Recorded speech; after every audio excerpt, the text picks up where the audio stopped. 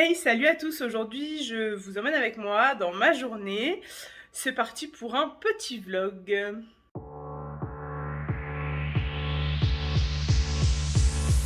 Alors, il est actuellement presque 9 heures. J'ai déjà pris mon petit déjeuner, je me suis préparée. J'ai emmené mon fils au centre. Et donc là, on est la dernière journée avant les vraies vacances, hein, voilà, puisqu'on sera tous les trois en vacances. Donc, ça va être journée un peu ménage, un peu rangement. Je vais aussi filmer une vidéo sur les méthodes que j'ai utilisées cette année. Je dois aller déposer des livres, enfin des manuels à mon ancienne école. Et j'ai rendez-vous avec une copine ce midi pour manger et passer un petit bout de l'après-midi avec elle. Donc voilà, je vous emmène avec moi.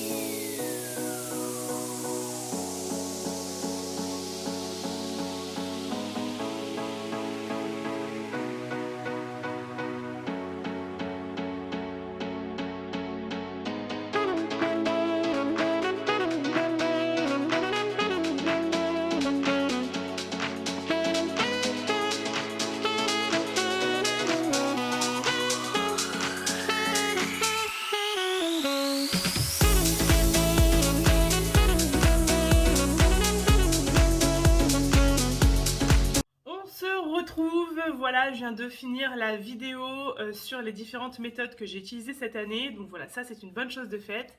Je voulais profiter aussi de cette vidéo vlog pour faire un peu le bilan finalement de cette année qui a été chargée de rebondissements, de choses un peu dures à vivre aussi par moments. Pour rappel, en octobre dernier, j'ai eu affaire à une bagarre dans mon école qui m'a mise en arrêt de travail. Du coup, ça n'a pas été évident à gérer. Il y a eu, voilà, des petites difficultés comme ça durant l'année que j'ai dû affronter. Et en fait, n'ayez pas peur des difficultés parce que ça vous rendra plus fort et ça vous fera forcément travailler sur vous-même. De toute façon, je pars du principe que rien n'arrive par hasard. Donc, si ça vous arrive, ne vous dites pas que oh, ça n'arrive qu'à vous. Non, dites-vous plutôt que si ça vous arrive, c'est que vous êtes prêt à affronter ces choses-là et, euh, et que ça arrive vis-à-vis de la force que vous avez en vous pour encore plus la développer. Donc, et pour en prendre conscience aussi. Donc voilà par rapport à ça.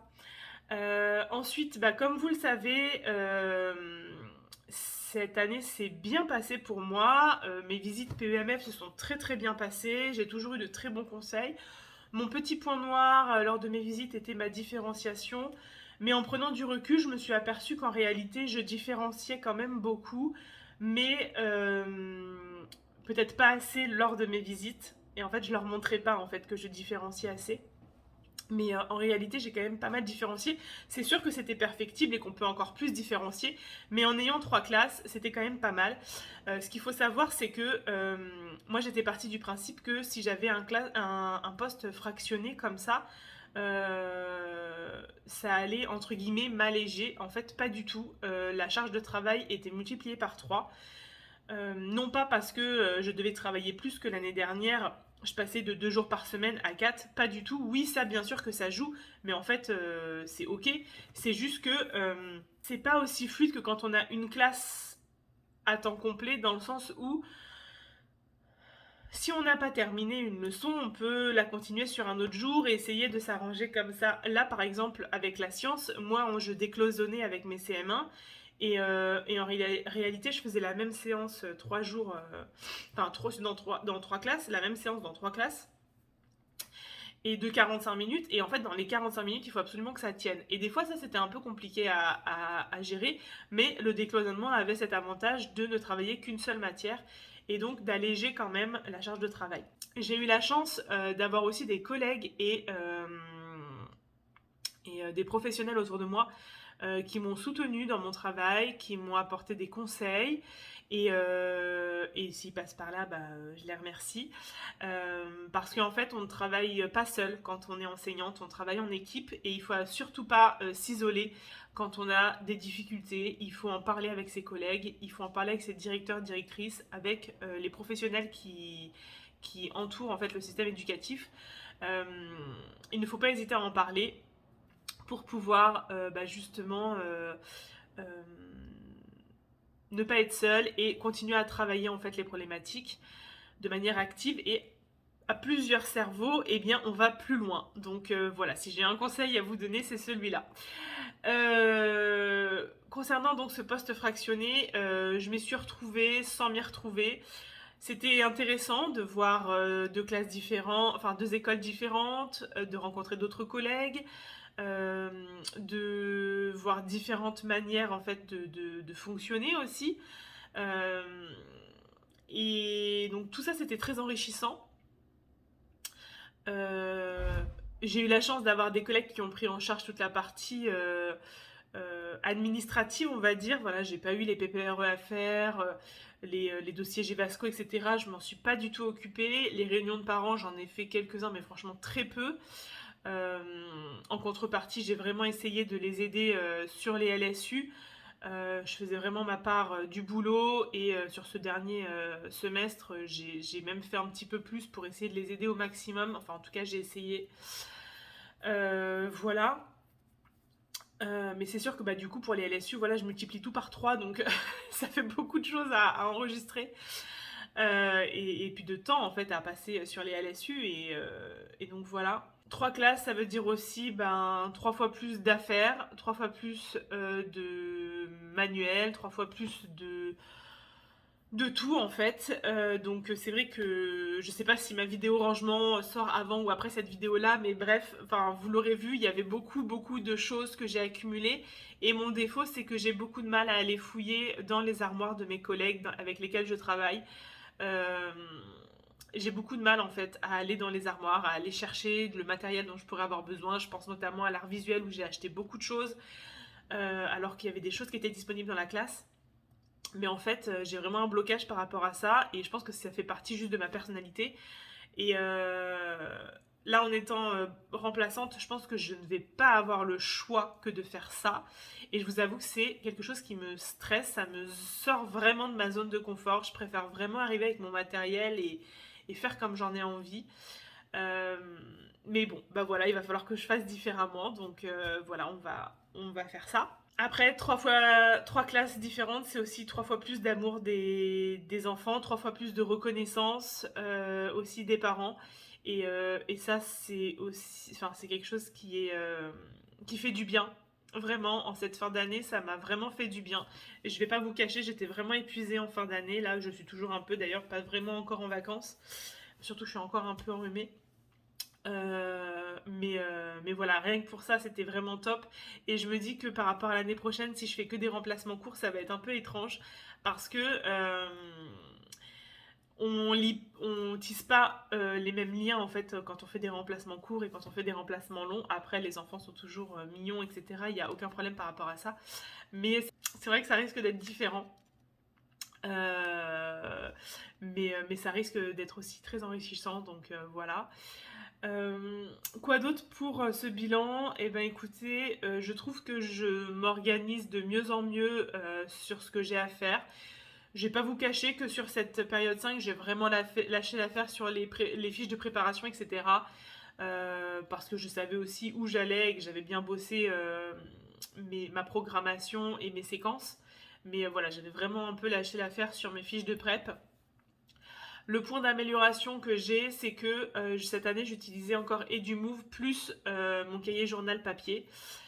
J'en avais encore besoin pour me rassurer, etc.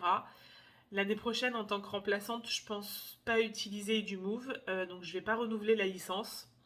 Je vais utiliser que mon cahier journal papier. D'ailleurs, je vais certainement bientôt vous proposer un concours puisque dès que nous allons passer la barre des 500 abonnés, eh bien, je pense que ça peut être intéressant de vous faire un petit concours et je pensais mettre au concours le classeur de cette année de Mais que fait la maîtresse que je me suis commandé pour moi cette année. Il est en super bêta. La seule chose, c'est que j'ai écrit sur la première page mon nom et mon prénom, mais bon, je vais mettre du blanc et voilà. Mais sinon, tout le reste est nickel. Je n'ai touché absolument à rien pour le moment. Et en fait, je pense vous le faire gagner parce que en fait, je ne vais pas en avoir l'utilité malheureusement cette année. À moins que j'ai une classe fixe.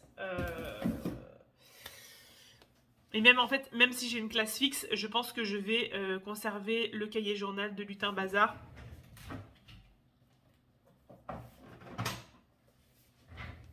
Donc celui-ci, hein, pour cette année. Parce que j'aime l'idée que l'on puisse l'emmener avec nous. Après, ce que j'aimais bien avec le système du classeur, c'est que justement mon cahier journal et du MOOC, je pouvais l'imprimer et le garder dedans. Donc je ne sais pas, je pense que si j'ai une classe fixe, je vais peut-être conserver les deux, je ne sais pas. Et si j'en ai pas, je ne conserverai que celui-là, ça me suffira largement cette année, je pense. Même si je suis même pas sûre que ce soit complètement adapté au poste de brigade, mais bon, voilà. Donc voilà par rapport à ça. Je suis un peu triste parce que j'adore en fait les classeurs de chez Mais que fait la maîtresse. Mais bon, je préfère vous le faire, vous en faire profiter. Donc voilà, je vous mettrai de toute façon tout sur Instagram, je pense. Je ferai peut-être une petite vidéo YouTube pour vous expliquer, mais voilà. N'hésitez pas à aller me joindre sur Instagram, je vous mets mon Insta juste ici parce que je pense que ça sera plus simple de gérer le concours sur Insta. Donc voilà un petit peu pour le bilan. Autre chose dont j'avais envie de vous parler aujourd'hui, c'est un autre produit que j'avais commandé sur BBcraft. Je vous remets la vidéo de l'unboxing juste ici. Et c'est la presse à fleurs. En fait, j'ai trouvé cette presse hyper facile à manipuler. Je voulais la tester pour moi en grand format. Et j'ai vu qu'il y avait des plus petits formats aussi, vraiment pas chers. Et je me suis dit que j'allais me garder cette idée-là pour un jour si j'ai enfin ma classe, pour pouvoir faire ça avec mes élèves. Je trouve ça hyper intéressant de faire des herbiers. Je sais qu'avec mon fils, l'année dernière à l'automne, on avait fait un gros tableau avec plein de feuilles, etc. C'était super joli. Mais c'est vrai qu'on n'avait pas fait sécher avant. J'avais pas de presse. Il existe des presses à fleurs avec, vous savez, 4 écrous là, de chaque côté. Enfin, 4 écrous en tout, quoi, bref. Mais je trouve que voilà, en termes de manipulation et tout, c'est pas top. Et là, c'est un système de presse à fleurs avec des sangles, comme ceci. Donc je vais vous expliquer un petit peu comment elle est faite. Je vais ensuite faire avec vous mon premier essai, on va dire. Donc je vais installer les fleurs et les feuilles que j'ai ramassées. On va les faire sécher et puis je vous montrerai le résultat après mes vacances. En général, ça sert à rien d'attendre aussi longtemps. On va dire que en 10 à 15 jours à peu près, les fleurs sont normalement sèches. Bon, vu que là je vais être en vacances, je vous montrerai ça à mon retour de vacances. Mais en tout cas, on va rester ensemble pour réaliser cette première presse.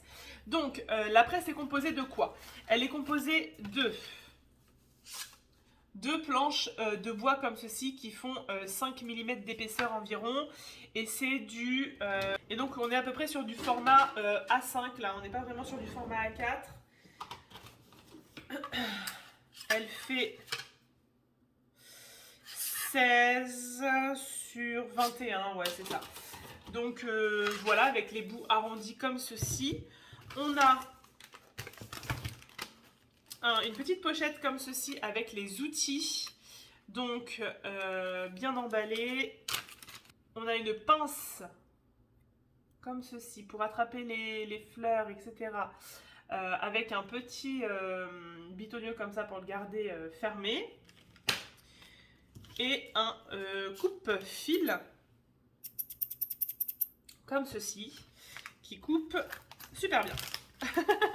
Et du coup que j'utilise pour ouvrir mon deuxième sachet et qui est dans sa petite pochette pour être bien en sécurité. Je pense qu'on peut l'utiliser aussi pour couper les fleurs. Voilà, je l'utiliserai en tout cas pour ça. Donc à l'intérieur on a, pour faire presse, des plaques comme ceci, assez rigides, mais en même temps on sent que c'est un peu mou. Je pense que c'est pour absorber en fait l'humidité. Donc on en a 4 comme ceci. Et on a de la mousse, des planches de mousse comme ceci. On en a 4 également. Là je pense que c'est pour bien écraser. Et on a du papier de soie. On en a vraiment plusieurs en papier de soie. On a ensuite des petites pochettes. On en a 2 pour pouvoir, enfin des grandes pochettes en fait, pour pouvoir, je pense, stocker les fleurs. Je suis pas sûre de les utiliser, mais bon, ma foi. Voilà. Et on a également une super notice en chinois. Voilà. Alors, paraît-il qu'il y a une application Google qui permet de tout... comment dire, tout traduire, voilà. Donc je vais essayer de regarder un petit peu, mais ma foi ça n'a pas l'air très très compliqué, je pense. Donc voilà, je vais regarder et puis de toute façon on va le faire ensemble. Donc je viens en effet de faire le test avec Google Translate, on prend en photo et ça nous traduit, donc c'est vraiment top. En réalité on peut donc sécher des fleurs ou des fruits, sachant que les fruits il va falloir les retourner toutes les 5 à 6 heures. Globalement après 24 heures de séchage vous pouvez déjà ouvrir pour regarder si c'est sec ou pas. Bon, ils disent entre 2-3 jours. Moi, j'irais plutôt sur une semaine, mais ma foi, rien ne vous empêche de regarder. Voilà, si c'est un petit peu croquant, bah, c'est que c'est bon, en fait, c'est que c'est sec, enfin craquant, pardon. Voilà, donc en gros, comment ça va se passer? Donc, les plaques de platine, comme ceci, va se mettre au-dessus et en dessous. Au-dessus, on va mettre une plaque de séchage. Donc les plaques de séchage, ce sont celles-ci hein, qui sont un peu molles. Hop, on la met au-dessus comme ceci. On va mettre ensuite du papier de soie qui est un papier absorbant aussi. Hein, voilà. Sur laquelle nous allons poser nos fleurs. Et alors, ils disent de mettre directement l'éponge par-dessus. Je pense que je vais en tester une comme ça et je vais en tester une en remettant du papier par-dessus la fleur et en mettant l'éponge. On y va, je vais vous montrer ça. Donc voilà ma petite récolte, voilà ma petite plaque donc avec la platine, le papier absorbant et la feuille de soie. Et allez, je vais commencer peut-être avec celle-là. Ça vient directement du jardin. Je vais hop, découper ça et je ne vais garder que cette partie là, celle-là qui m'intéresse. Voilà, alors on va voir hein, parce que là c'est du coup on va voir, c'est un gros format que j'ai pris, on va voir ce que ça donne. J'ai pris cette jolie fleur là aussi, je vais couper aussi là derrière. Voilà. J'ai pris cette petite fleur. Alors moi je suis pas très douée hein, en fleurs, je ne sais pas qui est quoi, mais ma foi je trouve ça tellement joli que je trouve que quand on fait des herbiers ou ce genre de choses, bah voilà, c'est trop beau. Je sais pas, je vais pas pouvoir l'éclater comme ça, je pense pas. Je sais pas. On verra comment je peux la mettre. Je prépare plusieurs petites fleurs comme ceci. On verra ce que ça donne. Je vais déjà faire une première couche, je pense, avec toutes ces petites fleurs-là. Voilà, des petites blanches, des petites jaunes et des petites violettes. Hop. Et donc, ils nous disent que normalement, on devrait mettre directement ça comme ça par-dessus. Donc, bah, ma foi, c'est ce que je vais faire. Je vais essayer d'appuyer un petit peu. Voilà. Et donc, je vais remettre... Que je me trompe pas. Oui, c'est ça. Je vais remettre donc du papier absorbant. Un papier de soie. On en a plusieurs, hein, du coup, de papier de soie. Hein. Et là, je vais m'attaquer donc à ma lavande. Voilà, que je vais mettre comme ceci.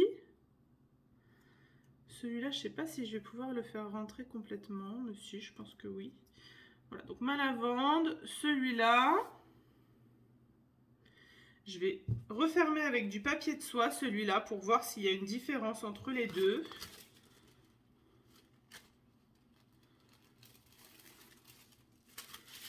Hop. Alors c'est du gros format là, hein, j'essaye, donc on verra ce que ça donne.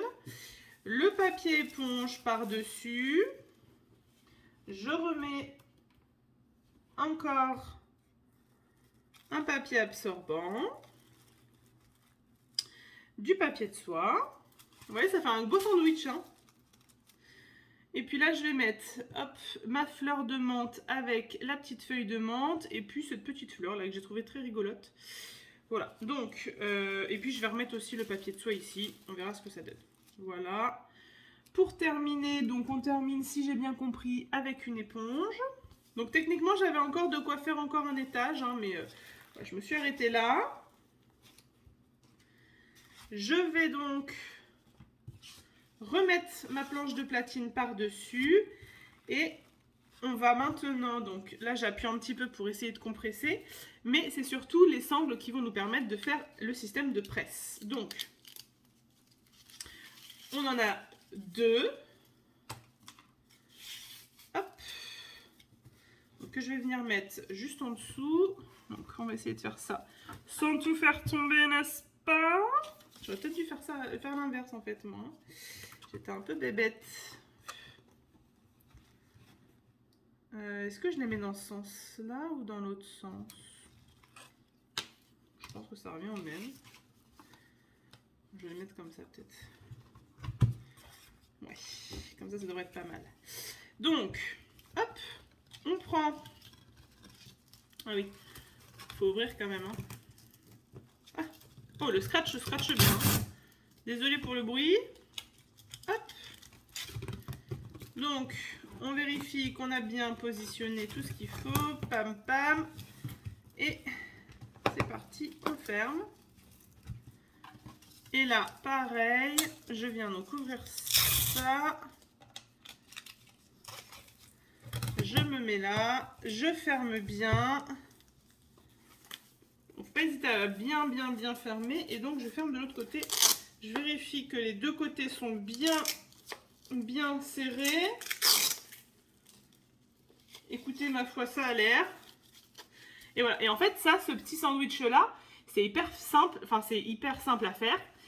Donc, des enfants peuvent le faire. Il n'y a aucun matériau qui peuvent les couper à part ceux-ci qui n'ont pas du tout l'obligation d'avoir. Hein. Ils peuvent très bien utiliser que la pince. Enfin, la pince à épiler, quoi. Voilà. Après, pour la partie serrage... Bah, vous pouvez toujours repasser derrière, mais je pense que ouais, il n'y a pas besoin de serrer comme des malades, hein. Voilà, c'est serré. Tout est ok, on voit bien les différentes couches et enfin je pense que c'est hyper transportable en fait, même dans un sac, etc. Si vous allez vous balader en forêt ou quoi, que vous voulez faire votre presse au fur et à mesure, je pense que c'est largement faisable. Après, ce qui est bien, c'est qu'une fois que tout ça, donc là ça va être un petit peu humide, ça va sécher, mais une fois que c'est sec, bah vous faites, enfin vos fleurs sont sèches, vous faites sécher les différentes couches et puis bah ça y est, c'est reparti, on peut recommencer quoi, hein. On réutilise exactement les mêmes matériaux et en avant Guingamp. Donc cette petite presse, je vais la laisser sur le côté de mon bureau et on l'ouvrira à la fin quand je reviendrai de vacances pour voir ce qu'il en est. Tout le matériel qui me reste, eh bien, je vais tout simplement le mettre dans une des pochettes. Je vais ranger mon petit matériel. Donc voilà, vous pouvez retrouver cette presse sur le site de Bibicraft. Moi mon but c'est pas forcément que vous achetiez, hein. Moi j'y gagne absolument rien, mais je trouve que ce sont des produits qui peuvent être hyper intéressants, qui sont faciles à manipuler même avec des jeunes enfants. Donc voilà. C'est pas très excessif, je crois que la presse était à 22 €, mais il y a régulièrement des soldes hein, sur Bibicraft, donc n'hésitez pas à aller checker ça. Vous avez tout en barre d'infos. Et si vous êtes jeune créateur de contenu avec au moins 100 abonnés sur YouTube, vous pouvez vous aussi, comme moi, eh bien, acheter des fournitures sur Bibicraft et participer à leur programme partenaire. Voilà. Donc voilà, si ça vous intéresse. Nous, on va continuer notre petite journée ensemble. Donc, maintenant que tout ça est fait, eh bien, je vais aller me préparer. Je vais bientôt partir pour aller rejoindre ma copine au restaurant. Je vais aller fermer toutes les fenêtres en haut, etc. Parce que là, ça a bien aéré. Et puis, je vais aller finir de me préparer. Donc, bah, c'est parti. Alors, je vous avais dit que je vous montrerai l'évolution de mon jardin. Bon, alors elles ont chaud, hein, mes tomates, mais elles seront arrosées ce soir. On essaye de les arroser pas trop souvent, 2 fois par semaine maximum. Voilà, elles commencent un petit peu à mûrir là, donc c'est cool. Je vais vous montrer ça. Donc voilà ici ma ciboulette qui s'épanouit très très bien, qu'il va falloir que je coupe d'ailleurs parce que les brins sont très très fins, donc il va falloir que je la coupe pour que ça devienne un peu plus épais. Ici on a plein de tomates toutes vertes, voilà voilà. Là on en a là aussi, on en a là-bas. Voilà, j'ai plein de tomates qui sont en train d'arriver et qui vont arriver quand on ne sera pas là et qu'on sera en vacances. Voilà, donc là-bas on voit les petites tomates qui sont en train de rougir. Je sais pas si je peux, voilà. On les voit bien, donc tout va bien de ce côté-là. On a ici mes petits fraisiers. On a juste en dessous ici mon basilic, voilà, qui est un petit peu chaud mais qui va bien, qui a bien grandi. Là, mon pied de poivron qui ne produit plus mais qui va bien. Et ici, mon plant de courgettes. Voilà, je sais pas si vous vous rappelez, il était tout petit. Et là, c'est en train de bien grossir. J'ai des petites courgettes qui sont en train d'arriver ici et là. J'en ai d'autres en fleurs. Il faut qu'il y ait pollinisation, hein, donc j'espère que les petits insectes vont faire ce qu'il faut. Là, j'ai encore mon petit fraisier avec, ma foi, encore quelques petites fraises qui arrivent. Voilà, donc le petit jardin va bien. Voili voilou. Donc voilà un petit peu comment je me suis habillée pour ma sortie d'aujourd'hui. Donc une petite veste en jean de chez Kiabi, cette magnifique robe aussi de chez Kiabi, avec des sandales. Voilà, des petits bijoux qu'on aime bien. Petit maquillage tranquillou. Voilà, allez, on y va!